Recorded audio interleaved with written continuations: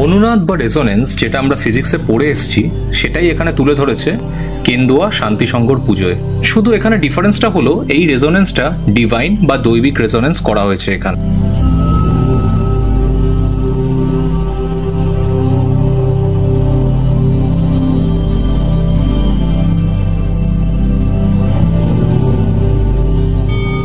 এ শব্দ যেন ব্রহ্মাণ্ডের শব্দ।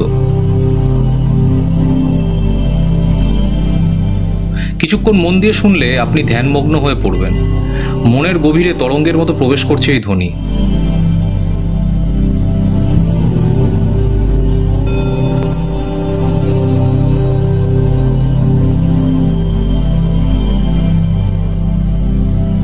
মাতৃরূপ দিয়েছেন দ্য ফেমাস সুশান্ত শিবানী পল।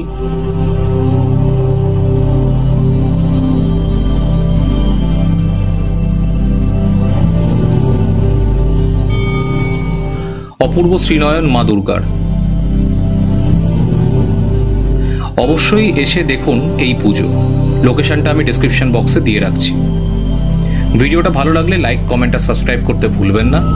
খুব শিগগিরই ফিরছি 2024-এর দুর্গাপুজোর আরেকটি মণ্ডপ নিয়ে।